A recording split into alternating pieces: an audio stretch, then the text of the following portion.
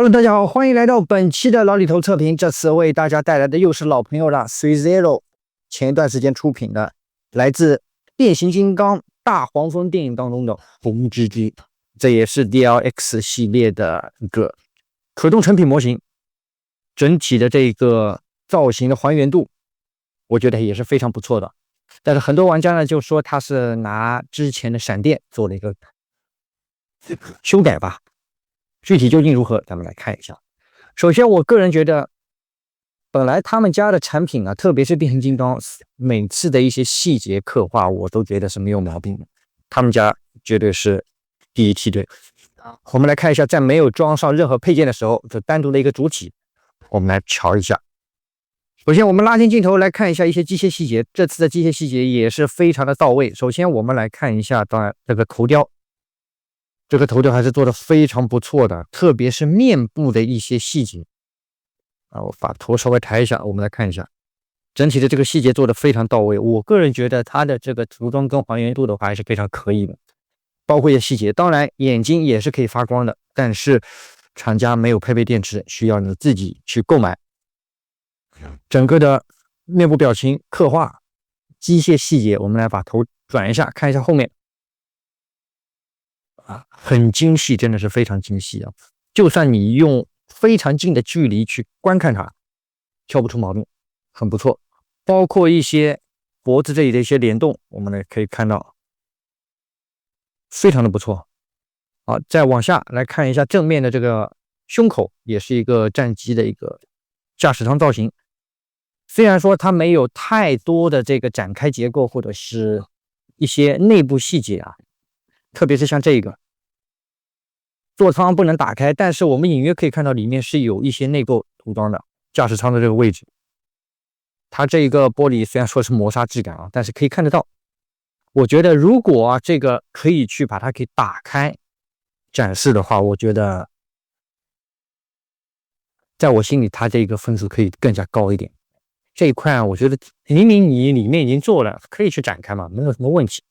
然后腰部这两个液压杆，它是有一个基础的一个联动，可以稍微去抬一下。抬一下以后呢，它的腰部可动会稍微大一点。然后再看一下下方这一块，也是有一些可动，都是可以让它的腰部可动稍微提升一点。然后我们来看一下整体的机械细节，虽然说外甲很多都是塑料，对吧？基本上都是塑料件，但是细节没毛病啊。我们来慢慢转动它，再看一下背部，背部也是我非常喜欢的这一块啊。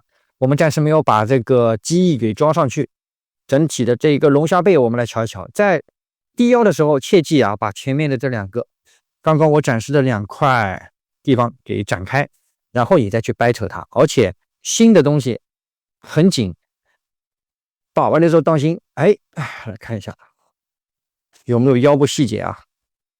可惜啊，这里没有过多的细节，就中间的一个连接部分能看得到。而且因为这些地方塑料件很薄很脆，然后新东西拿出来了以后又非常紧，所以你把玩的时候切记不要太过用力去按一些很薄的塑料件去掰扯，很容易会断件，这就很尴尬了。然后我们接下来来看一下手臂的一些线条。肩胛这里可以去展开，展开了以后可以看到这边的金属合金关节，两边也有基础的一个展开，背后的喷射口也有一些涂装的还原，这两块呢会稍微松一点，展开结构比较少啊。我觉得如果再加一点，像这种散热的一些内构啊，可以稍微去给它做一点小爆甲，哇，那真的是非常完美的。可惜它做的还是很少，但也不能说没有然后手肘部分合金关节，来看一下整个的内部细节刻画，里面的这些弹簧都有涂装到，而且它的这些金属质感也是完美的刻画到了。来看一下，特别是这里我个人比较喜欢的一个地方，小手臂这里里面的一些散热孔，金属质感还是非常强的。在灯光下，对吧？然后看一下手臂内构，这手臂啊非常紧，特别是在旋转的时候，当心的。来看一下这边的一些细节，出团的时候是个握拳手，很细。如果我印象当中没有记错的话，这是我拍过 Three Zero 这种 ELX 系列的一些作品里面，我个人最喜欢的一款内构。虽然说之前的像擎天柱啊，或者是骑士柱都是做的非常到位，但是这一款我觉得拿上来把玩了以后啊，感觉完全不一样。也有可能我个人非常喜欢这种战机型的造型。好，接下来我们再往下来看一下背部，往下的这个腿部关节，哇，这里的话我觉得亮点很足。首先来看一下它这里的一些金属软管涂装，虽然说它没有拿真实的一个软管啊，只是一个塑料件，但是可以看到这个精细程度。如果说你要去把它跟电影当中1:1去对比的话，肯定会有一些出入，对吧？好，然后再往下，膝关节两边的液压杆也有刻画到。等一下我们来看一下这个液压杆有没有关节联动。接下来继续往下，小腿部分，就是这两块啊，小腿左右侧两块塑料件的话，相对来说还是比较薄的，特别是这一块，把玩的时候当心，千万不要去断，很脆，摸上去就知道，质感还是比较脆的。然后看一下正前方的膝关节，再往上大腿的一些涂装，做旧也是有刻画到，而且所有的涂装我觉得没有任何的异色的地方，还是非常不错的。好，接下来我们来看一下腿部下方的脚，这个脚我也是觉得做的不错，包括起落架的这个轮胎细节刻画也有做到。来看一下背部内构的这个液压杆也有刻画，整体还是非常不错的。现在我们镜头拉远，整体的这个内部细节我也就不用多说啊，依然是他家的经典手艺。接下来我们来看一下它的一个基础可动。首先刚刚头部可动来看一下，左右360度都是没有问题的，因为头跟脖子是完美分开的。如果你需要去加电池的话，它电池仓是在这一块天灵盖，可以去打开安装电池。正面我们这里还没看过啊，也是非常不错的。然后抬头幅度也是有的，低头幅度相对来说是没有啊，基本上就是一个平视了。左右侧头没毛病。这两块脖子这里的这两块啊，它是一个软胶件，所以不用担心容易断裂，但是连接处相对来说比较的薄脆，动的时候当心的。好，然后手臂可动。首先我们来看一下抬举的一个角度，当然你需要把它的这个肩胛稍微移动一下，可以到这样的一个位置，切记不要硬掰啊，慢慢抬上来，差不多能到这样的一个位置。看一下里面的一些细节，手臂360度来看一下行不行？没问题。接下来手臂前倾，那瞧一瞧啊，好像是没有啊，手臂前倾是没有办法的，完全没有任何的一个联动，往后也不行。大臂有旋转的空间，但幅度呢还算可以，而且非常紧，不要去硬掰。然后看一下手肘部分，到这样的一个位置，不要硬掰，把这两处地方给卡到了。第一容易断，第二容易蹭漆。手臂到这样的一个位置，还是不错的。小臂这里我看一下有没有一个旋转的空间啊，也有一定的幅度。好，然后胸腰可动，刚刚背部我们展示过了，现在我们直接展示前面这两块去打开，慢慢的按压，手臂稍微抬一下，因为它的腰啊还是比较细的啊，把玩的时候还是这样去掰。好，差不多到这样的一个位置，拉到顶了，然后去给它还原，看一下后仰的一个角度啊，它是没有的，完全是用这个膝盖、大腿的这个连接处去给它旋转的，而且很容易卡到塑料件，所以站的时候当心点。接下来下半部分来看一下腿部关节，先把手臂抬起来，没有下拉结构，大腿旋转也非常局限，你们可以看到这一块的塑料件会跟大腿的这个连接处有一些碰撞。抬举，当然你也需要把这两块给稍微往上提一点，不然会卡住。慢一点，平行90度没什么问题，而且很紧啊，不会掉。往后来看一下，后期的幅度非常大啊，90度还可以再往上一点点。好，膝盖部分，哇，完全可以折叠啊。然后我们来看一下它有没有这个液压杆的联动啊，它是有的，可以看到，哎，往回缩，再往这里转，相对来说还是比较细的。然后再看一下正前方，很丝滑。然后脚来看一下可动，我们捏一下，左右幅度有很紧，前后的幅度往前一般，往后的话几乎是没有，卡住了。脚掌部分没有办法去动，不要去硬掰，拉不动啊。侧面这个喷口也是有这个涂装展示。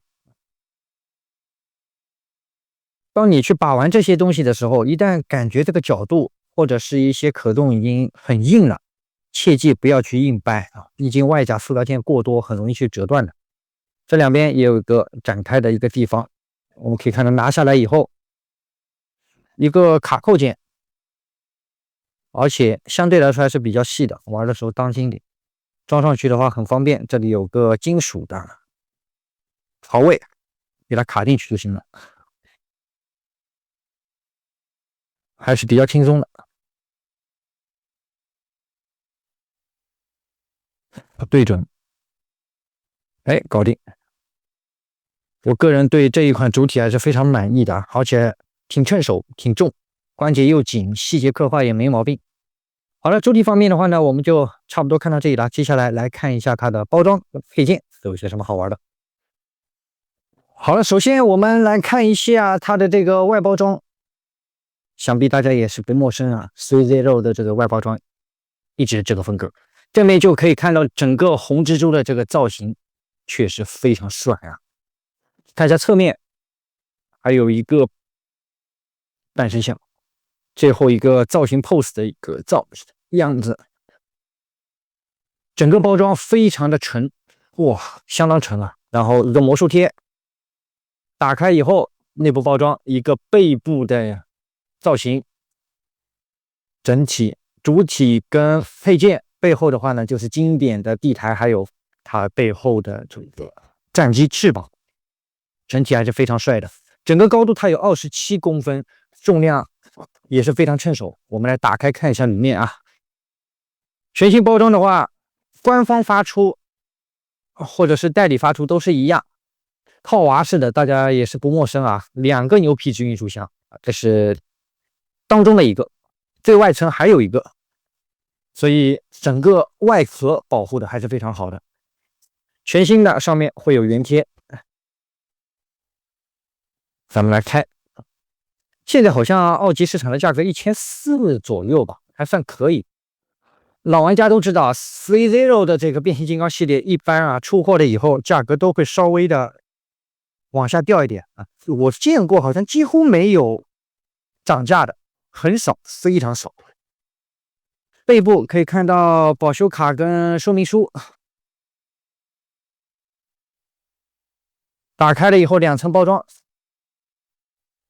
主体、手型配件，背后翅膀跟经典时尚小弟，还有一个支架，看上去它这一个涂装还是非常不错的。好了，外包装就看到这里了，接下来我们来看一下它的配件涂装的究竟如何。好了，配件我们来看一下。首先保修卡我们就不看了，说明书来瞧一瞧。首先这一面的话呢，就是咱们所有的一个配件的名称跟数量。这边可以看到背部的这个安装跟屁股后面后裙甲也是需要单独去安装的，尺寸还是非常大的。看一下这边就是一个头灯的点亮方式跟安装电池，电池的型号这边都有写。点亮的话呢，它武器上会有个磁吸的一个开关，吸附一下就行了。然后背部可动，还有一些小的注意事项啊，放心。到了这一面就是手臂可动，来看一下反面，胸腰可动，还有武器的一个搭载方式。最后就是经典时尚小地毯。好了，就这么一些。接下来看一下配件。首先手型的话呢，给的不是特别的多啊，一共加上主体手上的握拳手的话，一共就3对了。首先一对造型手，特别要讲的一下这个造型手，我的天，可以看到非常的尖啊！来，看到没有？哇，很透啊！把玩的时候真的要当心啊！你这个东西如果这样一刮的话，保证你的皮都破。一对啊，然后又有一对，都是造型手。因为它握持武器的话呢，都直接是用手臂替换，所以这些完全就不用握持，细节还是非常不错的，很到位。好，然后单独还有一个手型，这个也算吧，是可以去替换的。但这个配件，说实话啊，首先它非常的小，而且很细，特别这里，塑料件不是软胶件，一掰就断啊，所以当心一点。和膜线稍微有一点点明显，但问题不大，可以。好，接下来看一下重头戏。首先，替换的这个武器配件，手型直接拔下来给它安装上去，细节很多啊。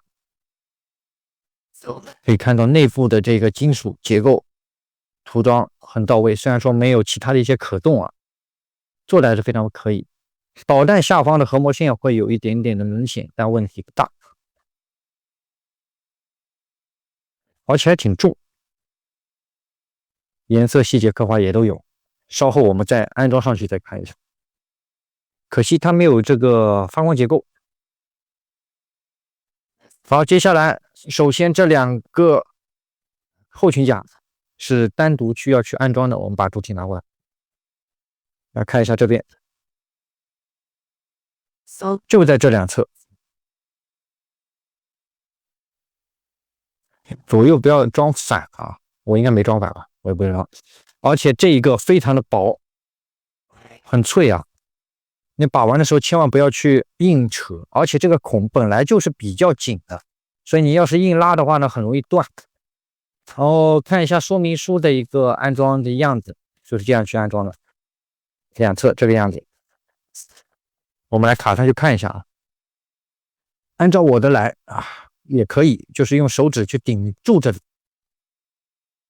哎，给它扣上去，很紧啊，非常紧。然后再来，哎，稍微用点力，最好是上下旋转，给它拉上去，哎，可以了。转动的时候啊，不要单一的去握住这个，这样啊，不然的话真的太容易断了。它这个很生硬，或者你稍微涂一点，凡士林也可以，稍微涂抹一点点，这样的话呢会更加的润滑一点，没有那么的涩。转动的时候，接下来背部，哎呀，背部这一个机翼我真的是非常喜欢，唯一美中不足的，它的可动真的是太少。首先只有这2块喷射口是有一定的这个可动，金属质感非常到位。这2边完全不能去掰扯它，很容易断，没有联动。涂装没问题，做旧的也依然是有。最后两个硕大的机翼，这两个机翼比较可惜，我一直以为它是有这个可动的，比如说这边会有个延展或者是一个折叠，完全是没有的。连接处是一个合金件，没问题，非常的可惜呀，竟然没有可动。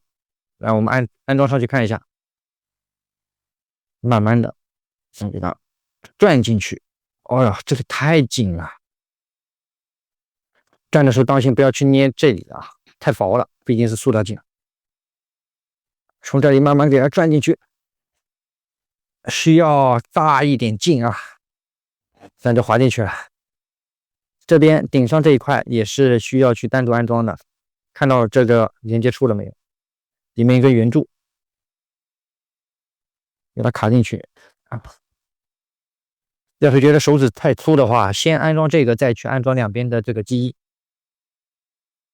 这个连接件还是比较大的，所以安装起来不用太过担心会断。哇，但是太重了，这东西真的太硬，失误操作。这个我们稍后再连上去吧，太硬了。可以去稍微对这个连接处用热风机吹一下，这样会稍微好一点。哇，太紧了，可以看到视频当中我的手已经发了很大的力了。好，站上了，尺寸就是这个样子，就唯独这个没装上，这样装上去了以后大概就这样的一个样子。这个非常薄，但是这一块好像是合金件，所以比较重。安装方式来看一下背部，顶上有个卡槽，给它扣上去。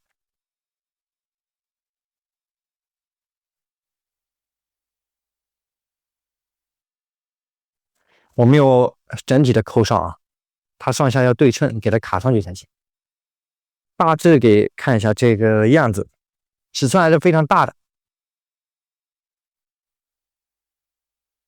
很帅。整体造型也是非常不错，我觉得啊，这一款的话也是我个人比较推荐的。首先，它内构也有，造型也细啊。唯一美中不足的呢，就是它的这个可动的一些翅膀这里吧，还有一些爆炸的地方会稍微少一点点，比较可惜。如果这一点如果做的多一点的话，我觉得满分，是我把玩到现在 3Zero DLX 系列里面最喜欢的一个经典时尚小地台，就不过多介绍了啊，反正都这个样子。好了，本期的双响把玩也差不多到这里结束了。1400左右的价格，我觉得后期还能再稍微降一点，因为现在很多地方都还没有出货。官网现在发了，代理好像我不知道有没有发完啊，可以等到货全部出完了以后再看一看整体的价格，再考虑要不要入手。这个外传系列的话，组队还是非常不错的。好了，本期老李头视频的话呢，差不多到这里结束了。如果喜欢老李头视频的话呢，还帮着视频的最后来个1300连的支持，你们的支持是我做视频的动力。好了，本期的分享把玩就到这里，我们下期节目再见了，拜拜。